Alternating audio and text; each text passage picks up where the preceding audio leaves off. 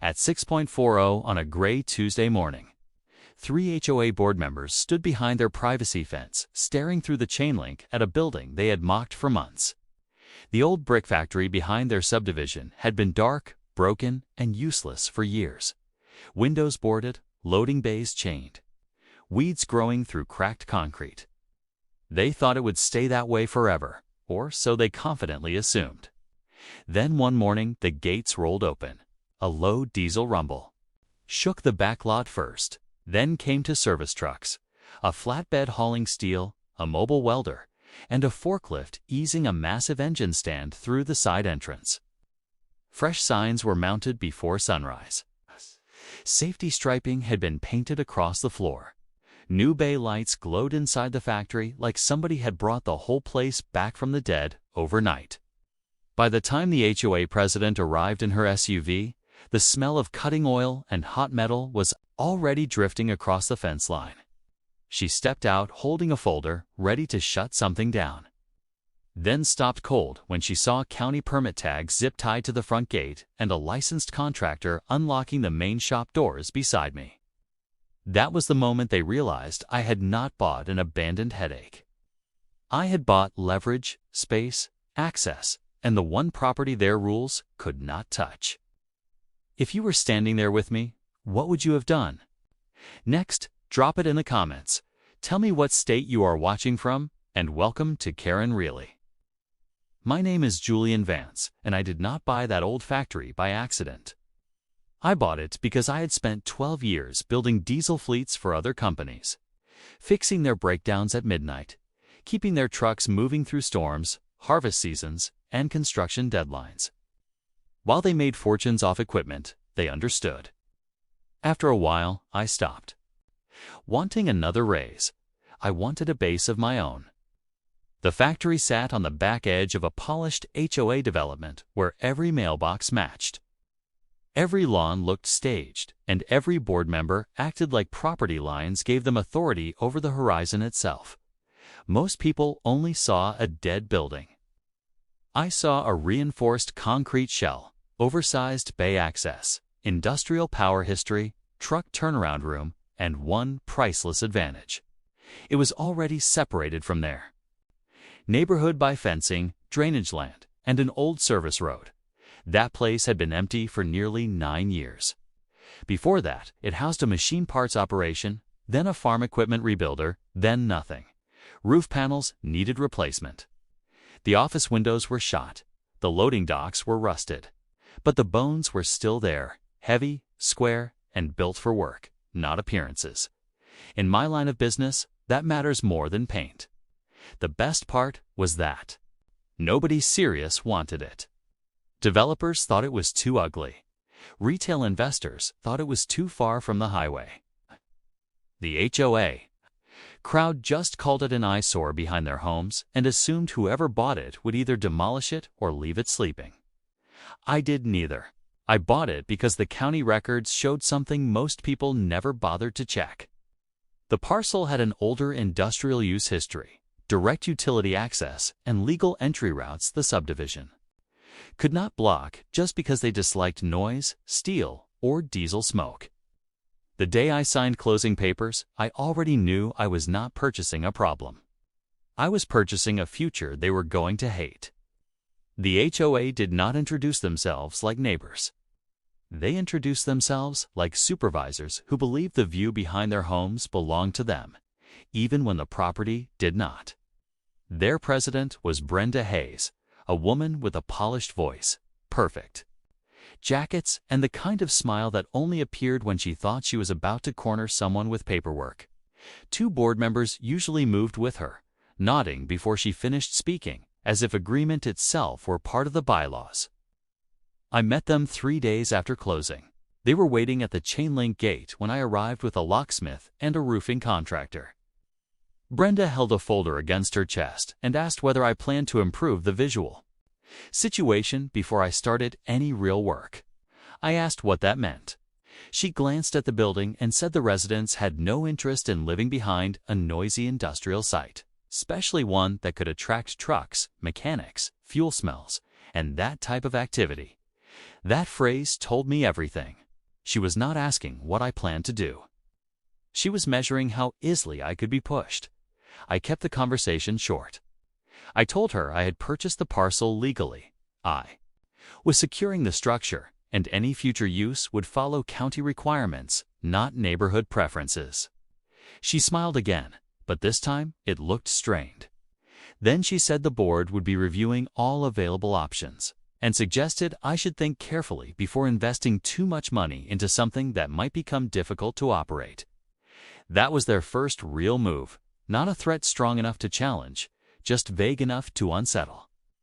But people, like Brenda, make the same mistake over and over.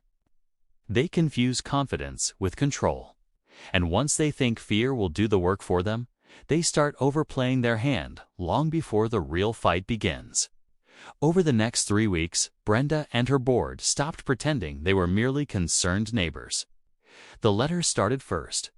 One claimed I was creating a future nuisance before any business had even opened. Another warned that heavy vehicle traffic could reduce surrounding property values. A third questioned whether I had the right to use the old service road that had existed longer than half the subdivision. Every message was written in that same polished tone, careful, smug, and designed to sound official without actually carrying legal weight. I answered none of them emotionally. Instead, I started building a file. Every notice went into a binder. Every conversation got logged with date, time, and who said what. When Brenda cornered me outside the gate to say the neighborhood would not tolerate an industrial eyesore coming back to life, I wrote it down before my truck door even shut. When a board member parked near the entrance taking pictures through the fence, I saved the security footage. When someone placed orange cones across the service road one morning trying to make my turn around, I photographed the obstruction, removed it, and sent the images to the county access office before lunch. That was their first expensive mistake. The second came when they started making calls they did not understand. Brenda filed complaints about noise before there were noisemakers inside. She asked for inspection reviews on fuel storage before a single tank had been installed. She pushed the county zoning desk to question my renovation plans, assuming the parcel would be treated like a fresh commercial application instead of what it actually was, an older industrial site with continuing use protections. Every time she pushed, she created a paper trail. And every time the county responded, the truth moved a little more clearly into my favor. Meanwhile, I stayed busy with work they could not stop. Roof crews replaced damaged panels. Electricians tested old conduit runs. Concrete contractors repaired the cracked loading apron. I kept permits posted, inspections scheduled, and contractors licensed. I gave them nothing. Reckless to attack. That made Brenda even more dangerous, because people who fail quietly often escalate loudly. By the end of the month, the board was no longer trying to scare me off. They were trying to manufacture enough confusion, delay, and pressure to make the project bleed money before it ever opened. What they still did not understand was simple. I had already planned for resistance. And the more aggressively they moved, the more evidence they handed me for the fight that was coming next. The turning point came on a Thursday afternoon inside the county records office, where a clerk handed me a packet thick enough to explain why the HOA had been acting so confident, and why that confidence was built on bad assumptions. Buried in the parcel history were use maps, archived permits, and a classification trail showing the factory had never fully lost its industrial standing. It had gone inactive, not extinct. That distinction changed everything. Most people think an empty property resets itself just because it sits long enough. It does not. Not always. In this case, the site still carried older utility designations, freight access notes, and a grandfathered operating profile tied to prior mechanical and agricultural equipment work. The county planner walked me through it line by line. As long as I stayed within code, completed the required safety upgrades, and operated inside the approved use envelope, The HOA could complain all day and still have no authority to shut me down. That alone was strong. But there was more. The service road Brenda kept hinting could be restricted was protected through recorded access language tied to the parcel long before the subdivision existed. The drainage strip between the fence and the lot line, the one they treated like private buffer, was not theirs either. And the biggest surprise sat in the utility file. The site had been built for heavier electrical demand than I even expected, which meant converting the building into a diesel garage was not only possible, it was unusually practical. Suddenly, the whole fight looked different. Brenda thought she was dealing with an abandoned nuisance that needed permission to come back to life. She was not. She was dealing with a legally surviving industrial property owned by someone patient enough to read every page before turning on a single wrench. I left that office with copies, maps, stamped records, and the calmest mood I had been in since closing day.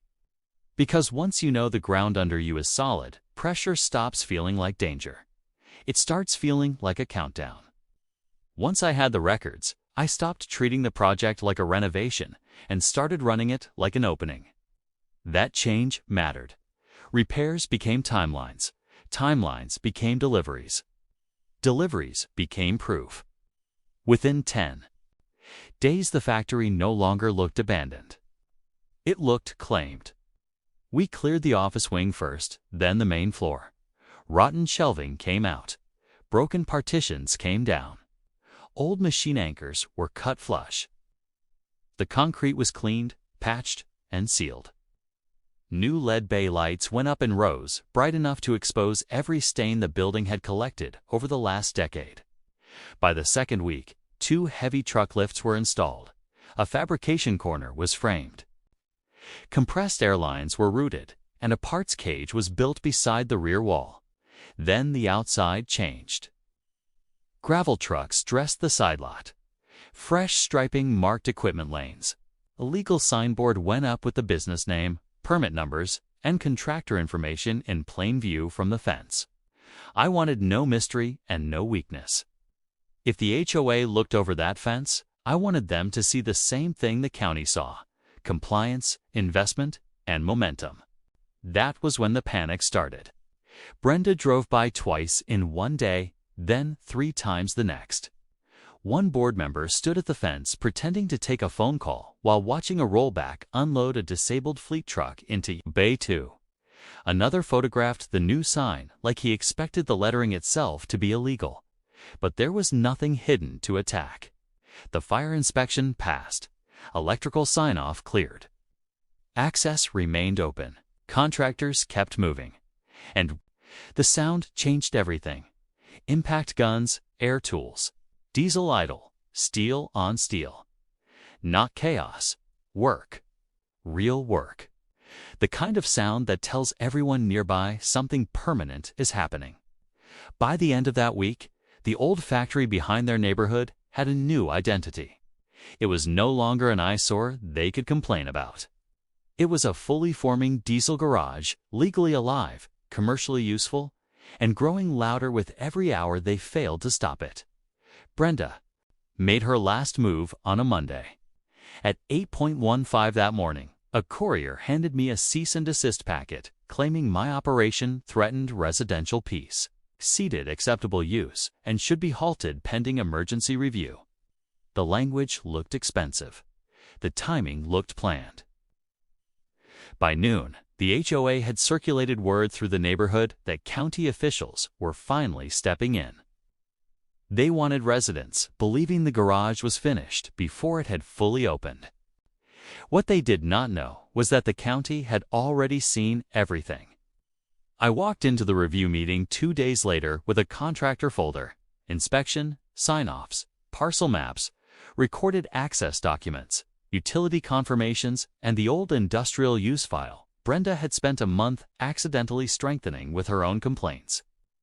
She arrived with a board attorney, 2 nervous members, and the same confidence she always wore right before facts ruined it. The county planner spoke first, then zoning, then fire compliance. One by one, Every issue the HOA raised got answered with documents already on record. Access was valid. Use history was protected. Safety upgrades were complete. Traffic concerns were speculative.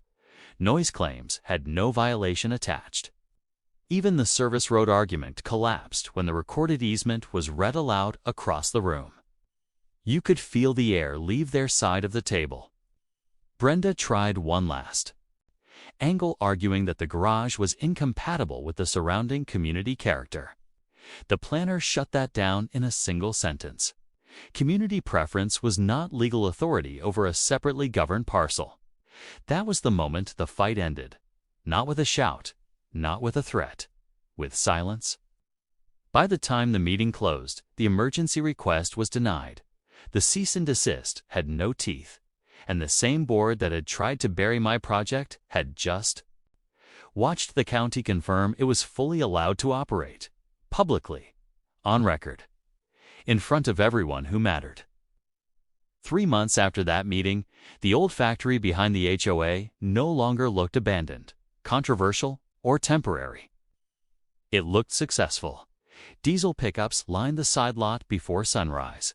Fleet accounts dropped off service orders every week. Owner-operators came in for diagnostics, injectors, brakes, wiring, and rebuild work. The bays stayed full. The lights stayed on. The doors kept opening. And the fence never stopped being there. That part always made me smile. Because on the other side of it sat the same people who once called a place an eyesore, a threat, and a mistake. Now they heard the clean rhythm of a business they could not block, could not vote against, and could not shame out of existence. They wanted silence. Instead, they got proof that useful property does not need their approval to matter. I did. Not buy that factory to make a point. I bought it to build something durable. The point made itself. And every time another diesel truck rolls through those gates, the neighborhood behind me gets reminded of one simple fact. I was never the one trapped by that fence.